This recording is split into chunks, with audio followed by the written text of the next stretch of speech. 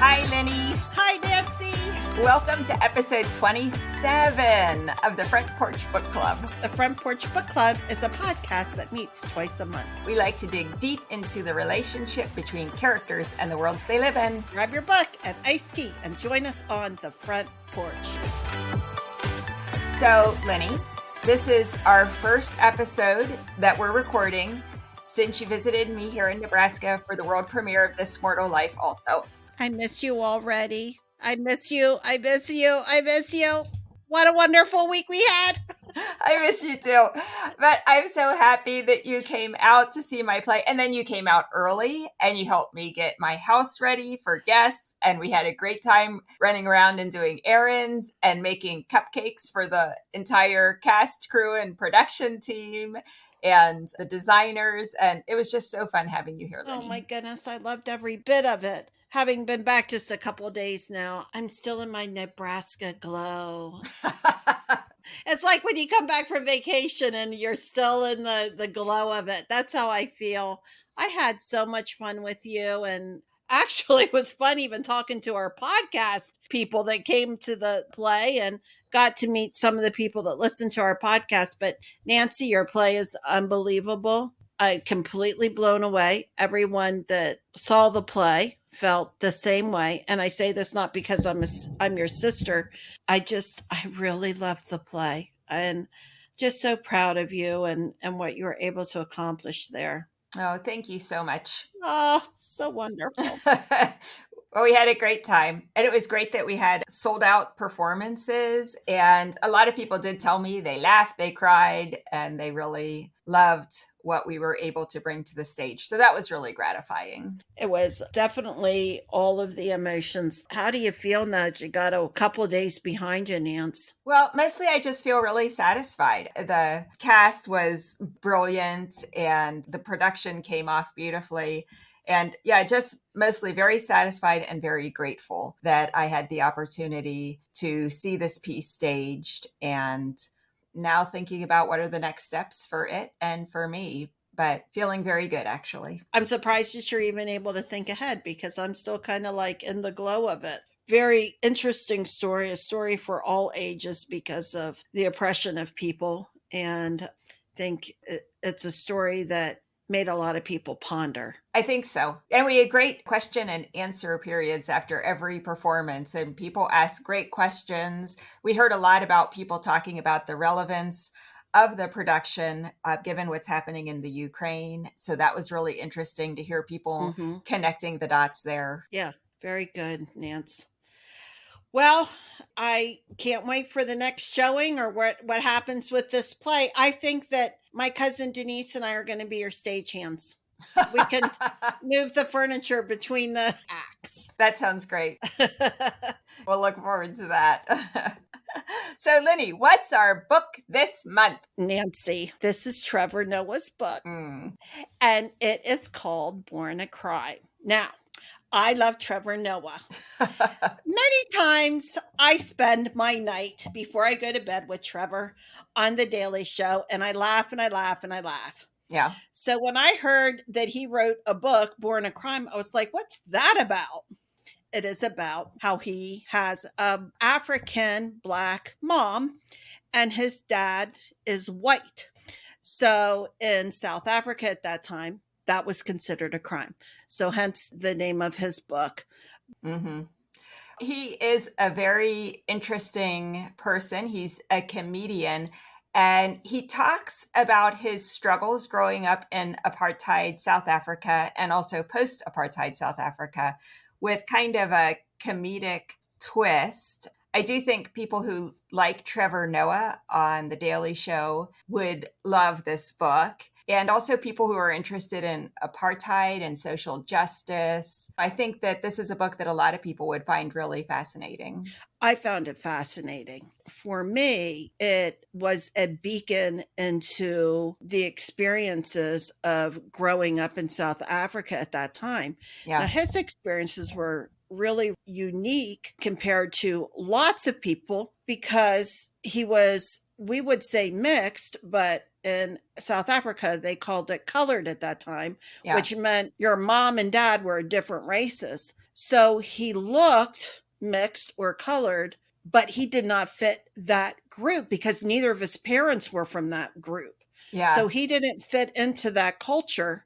I found his experience of being this person who was trying to navigate all of that and then how he did it completely fascinating to me. It would be interesting to know what the people of South Africa think of his experience because it's so uniquely his own. He didn't grow up like anybody else. Yeah. I mean, there would be other people, obviously, but rare because at the time he was born, they were a couple decades into apartheid. So people were really in their own townships and their districts, and there really wasn't that much mingling between them unless you had a mom like he did. And she's a whole nother story, this lady. She's completely interesting. And they lived in the white part of Johannesburg through hook and by crook. She managed to rent apartments there. And he kind of grew up in a very white part of Johannesburg, but all his cousins and family were Black. So they lived in Soweto. Yeah, and out in the township. And then he went to some interesting schools where some were very, what we would call kind of integrated, and others weren't. I mean, it's like he was just cast into a lot of different situations and learned how to survive in all of them. Yeah, navigate. When push came to shove, though, I think because of his grandmother, he decided he was Black. Yeah. That was his identity when he got to sixth grade. Before that, he just was a fluid kid. He went to that Catholic school, which is hilarious. He got kicked out of there 3 times. And then he went to public school, I guess. Yeah. That's when he realized that the Black kids went over there because they all lived together and they did their things together. And the colored kids or the mixed kids went over to that group. And he walked out at recess going, who am I supposed to play with? And then there was the one Asian kid. Or was he Indian? Oh, okay. Who befriended him. Because he also really fit nowhere. He kind of told him, this is how it is. Right, how it all worked. And so push come to shove, he goes, well, I'm going to hang out with the Black kids enough to go to the principal and say, none of those Black kids are in my class. What's going on? Oh, well, they're in B group and Trevor was in one group. He goes, well, I want class in with the B group. Oh, well, Trevor, you're going to excel quicker. You're an A group person. You're ahead. No, I want to be with them. And the principal had the foresight of going, okay, you can be with them then. That's the group they identified with for a bit. Right. And then that changed. Then he's running a sideshow of collecting money because he was the fastest runner to get to the food truck. And then he spent his lunch hour making money as a middleman. And probably has put all of those skills that he learned as a child into becoming the entertainer he is today, in terms of really watching and understanding people and being able to code switch depending on who he's with and what he's trying to accomplish, and then just hustling, because I think the entertainment business is just, you got to hustle. Yeah, and I think there's something about Trevor that makes the listener a little unguarded. I think he's very welcoming. Yeah. So I think he learned somewhere along the line how to be approachable, funny, engaging, because, he would get beat up. So, sort of that quick wit that he got from his mom, I think. And some of that approachability, like when he was walking in front of some kids behind him, were going to take him out, and they thought he was white. So they were talking, hey, let's go kick this guy and steal his money. And he turns around and starts to talk to them. They're like, oh, dude, we thought you were white. Okay. Really an interesting person. Kind of helps you understand who he is. And then he comes to America and he fits right in here. Like, seriously, he understands our culture enough to do a show on us. He understands our politics, our culture. He's sort of this chameleon that walks around and is able to figure all that out. Plus really smart, I think. I think you're right. So you really wanted us to discuss this book. I think this was a book you were like, oh, Nance, we have to do Born a Crime. What was it that made you think that this would be a great book for us to discuss? Well, for one, I really like Trevor. I think he's hilarious. Yeah. I had read an excerpt of it somewhere, and I thought it was really interesting. Hmm.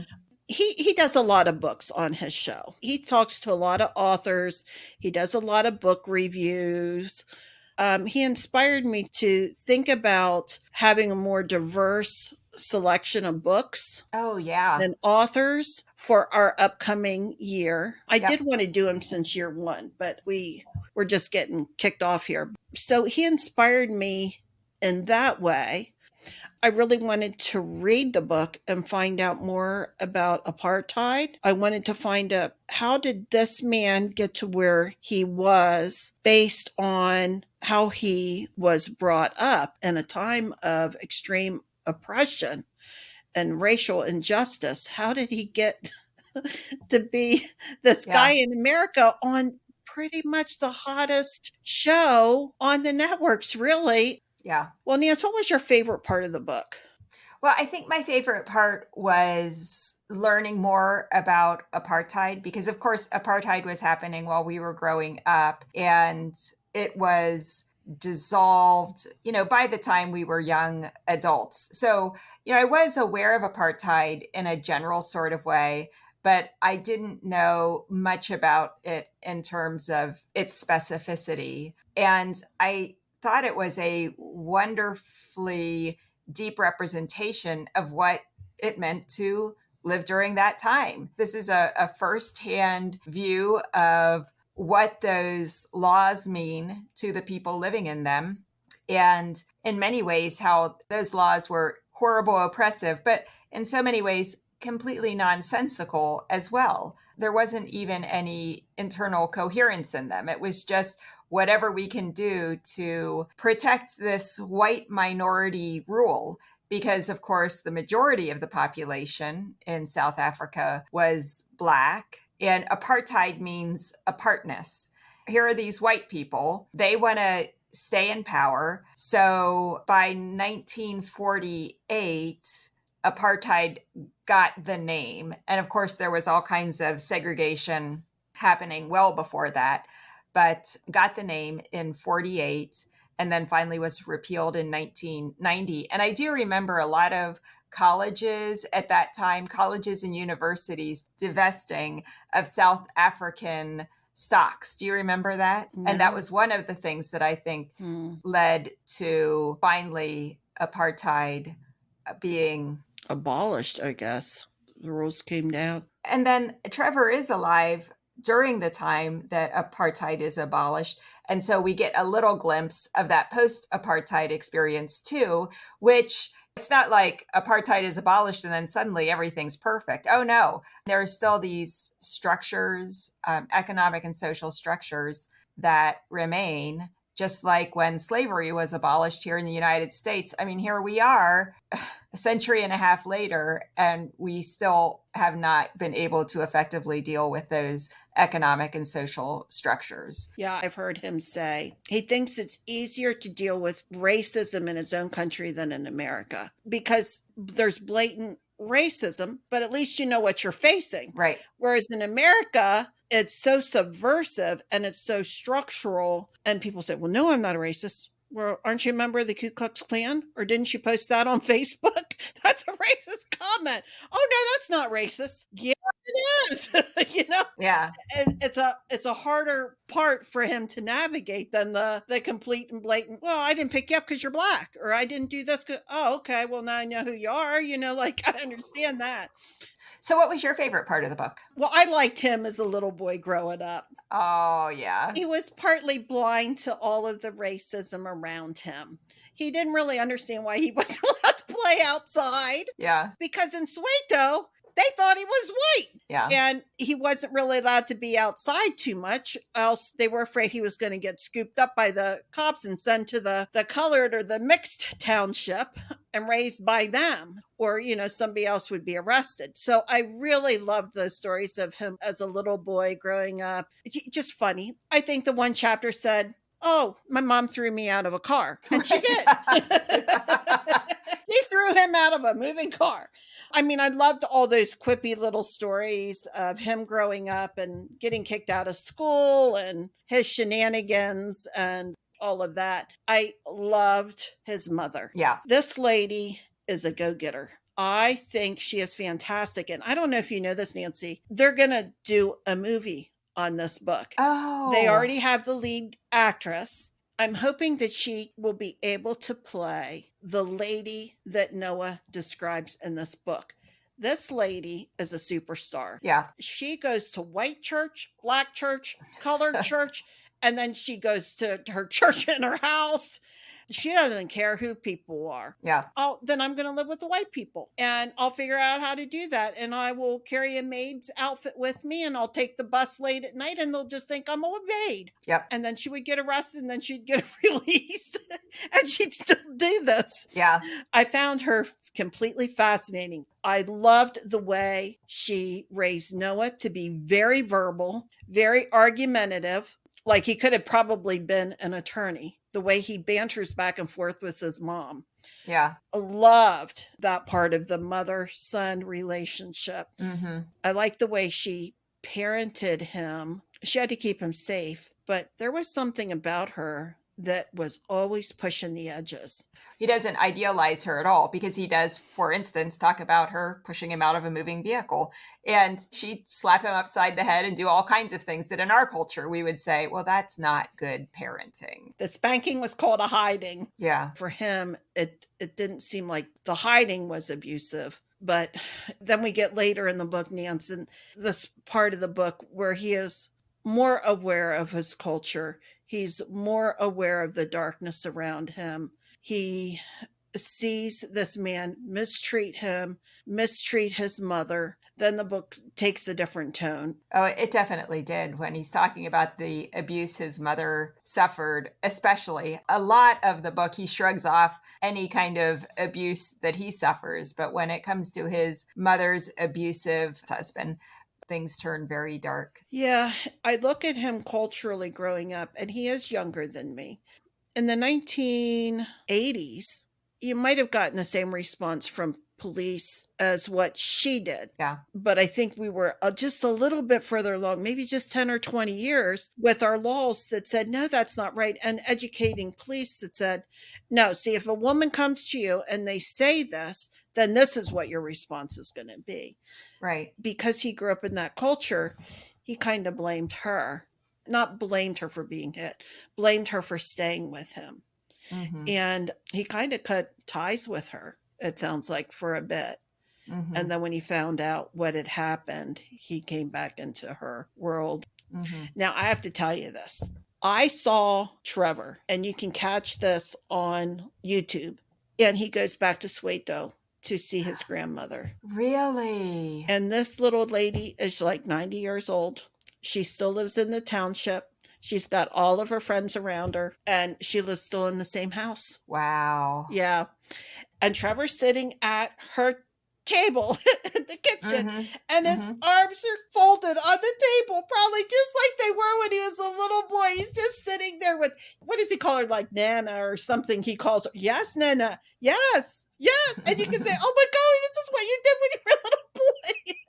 Oh, that sounds adorable. It is really a sweet little video. And what a lovely lady she is. Like, wow, he was really raised with this really amazing woman who took him in, kept him safe, you know, did the best that she could by him. It's just very, very sweet. Yeah. Mm-hmm.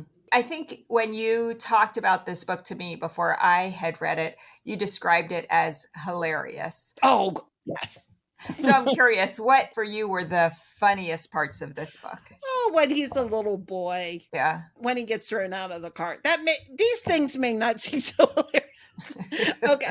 The domestic violence is not hilarious. Apartheid is not hilarious. Yeah. But Trevor is hilarious. And he is hilarious when he tells these stories in such a clever, hilarious way that you think, oh my golly, his mom threw, how did he get kicked out of school? How did he do this and that? He just has a way with words, and he expounds truths and his experience, but in a way that you can laugh through some of it.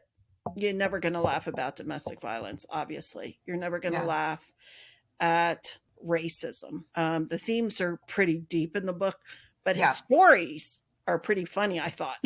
So for me, I did not think it was hilarious. Like, that is not an adjective I would use to describe the book. Really? No, I don't believe there was a single point in the book where I laughed or chuckled. Interesting. Not that I didn't enjoy it, not that I didn't think it was worth reading, and not that I didn't enjoy that he told these stories with a very light touch. Someone could tell these stories and it would just be morose, and Mm-hmm. it would be like trying to wade through a bog because it's horrible times, horrible place, horrible treatment. He has a very light touch, but I think for me, that light touch somehow even made it sadder Okay. Yeah. that his life was so misshapen by apartheid that in a way he had to get above it and has to look back on it and try to find some humor or some lightness for it even to be survivable. Yeah, I think at a young age he didn't realize apartheid. Like he Right, just well, grandma lives over here, right, so I'm going to go see grandma. Mom right. lives here, so those are the people that I talk to over here. These are the people I talk to over there. They both speak to. He was kind of unaware of it. So when I read the stories of him growing up, it didn't feel like he was oppressed because he didn't realize that he was. Hmm. Running ahead of his mom. Oh, she Right. wanted me to be ahead of her. Walking down the street so she didn't have a mixed kid with her. I don't know. I was always holding this lady's hand that wasn't my mom. Where's mom? Mom's behind me. He didn't really realize that that was the way it was. But I did think a lot of it was funny. Is so compulsively readable because of his writing Yeah, style. yeah, really, really amazing. His incisive takedown of structures of oppression like apartheid are beautiful. And he shows them for the total dross that they are. I'll start off again by reiterating in South Africa, colored is someone who has a Black parent and a white parent. So he says, many colored people lived in this limbo, a true purgatory, always yearning for the white fathers who disowned them, and they could be horribly racist to one another as a result. The most common colored slur was Boseman, I think maybe is how it's pronounced. Bushman, bushy, because it called out their blackness, their primitiveness. The worst way to insult a colored person was to infer that they were in some way Black. One of the most sinister things about apartheid was that it taught colored people that it was Black people who were holding them back. Apartheid said that the only reason colored people couldn't have first class status was because Black people might use coloredness to sneak past the gates and enjoy the benefits of whiteness. That's what apartheid did. It convinced every group that it was because of the other race that they didn't get into the club. That is so incisive, and the sickness at the core of apartheid, but also in a way the genius. If you're this white minority, well, what you do is you really segment the Black majority population, and they had different languages. They were segregated into different townships. They were taught that the other Black communities were terrible and less than they were. There's a section in that book that says, how did apartheid start? I'm going to tell you how it started. The white majority wanted to figure out a way to keep the Black people suppressed. So they Yeah. ran around the world looking at different ways to do it. And they came back and said, this is how we're going to do it. We took the best that we could find Yeah. and we created this thing called apartheid. And this is how we're going to do it. And they just, it started like 1940 something, I think. Yeah, 1948 was when it was named apartheid. Yeah. There was some stuff that obviously happened before that, but it wasn't a system that was hundreds of years old. Right. It was sort of a newer kind of a thing. I thought, well, there's got to be more to it than that. And I do want to ask our expert about that. But then I started researching a little, going, no, I think it was kind of like that. I think they kind of figured out, look, we got to do something here if we want to remain in control. Let's go figure out how to do it. And suppressing groups, dividing them, creating these townships. They had to move all of these people into the townships. And really segregate them. One cool thing about Trevor is that he knew so many languages that was not an issue for him. He could Yeah. talk to the white people, he could talk to the black people, and he could talk to the mixed people. He could go wherever he needed to go. And even in the tribes, he knew several of the languages of the tribes. Right. One of the quotes that he says in this book that really struck me was he was talking about this is his, I think his post high school hustling years, Yeah. where he was pirating CDs and selling them. And he was slowly accumulating equipment, which made him able to better pirate more CDs, build a bigger business that soon led to a loan shark kind of business, just on and on and on. But it was all contingent on him having some fairly expensive copying hardware and software. And at one point, police come in, and I think they shoot his equipment, and then it's gone. He loses everything. And he says, it's well and good enough to say, rather than giving a man fish, you should teach him to fish. But he says, you have to recognize he also needs a fishing rod. Right. That is really good. It's not just as simple as teaching a man to fish. If he does not have the resources, that knowledge is also useless. Yeah. And he illustrated it beautifully in his life and his trying to build some equity and security for himself and his mom. That's a tragic part of the story when that happens. Like, he is really becoming a name. He's the DJ. Yeah. His group is getting a lot of gigs. They're starting to make a name for themselves, and it all gets torn away pretty quickly. Yeah. One of the fascinating things about this book, I thought, was the strong women in his life. And the fact that a lot of the men weren't there. They were out mining and doing other jobs that took them away from the community. Although he knew some Black men that were around him, really it was with the women that were raising him and the other kids there in the township. So his grandmother, significant role in his life. Yeah. Really like her a lot. You could tell she loved her little Trevor. Yeah. This little kid, just loved by her, and the other cousins, and this remarkable woman that was his mom, who I think she was very quick-tongued, and she was certainly her own person. But I also think that as a mother, you are the mother that you think your child needs. I think she realized that she had a very smart little boy there, and she allowed him to argue with her. She allowed him to reason the way he needed to reason through things. Like, Mom, God's telling us not to go to church. Yes, he's telling us to come to church and overcome our challenges. We will go to church. No, see, Mom, God's really telling us that we're supposed to stay home today. Something bad will happen if we do go to church. Just that bantering back and forth with them. I just found this lady fascinating. So I'm interested in talking to our expert about the role of the women, which you'll be able to talk about very easily with her background. That's going to be Dr. Dawn Curry. She has a wealth of knowledge about apartheid and women, and is going to be able to answer, I think, our questions. Yeah, so that'll be our next episode. Dr. Curry is an associate professor of history at the University of Nebraska-Lincoln, and her specific area of research is 20th and 21st century African history, with an emphasis on South African protest and resistance struggles. Pretty fantastic. I'm really interested. But Nancy, you know what? I could go on and on and on about every chapter of this book. I grieved the end of this book like, oh no, it's over. Yeah. I'm not going to have Trevor with me reading this book anymore. I'm hoping that he writes another book. I also thought this book should be on one of those read lists for middle schoolers. I could really see middle schoolers really liking this book. They may have to do something with the language, though. I don't know if we get through words with the colorful language that is there.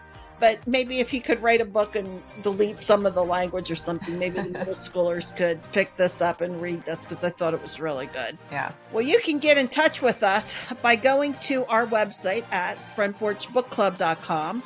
You can post comments and make suggestions for books you want us to discuss. You can check out what we're going to be discussing in the future so you can start reading now. And please post us any questions that you might have for our upcoming podcasts. Sounds good. Our episodes come out twice a month on the first and third Wednesdays of every month. If you like this show, be sure to leave a review wherever you listen to podcasts. Okay, Nancy. Well, I enjoyed this book. I'm looking forward to our next one, and I guess I'll see you then. Sounds great. See you, Lenny. Okay, bye-bye.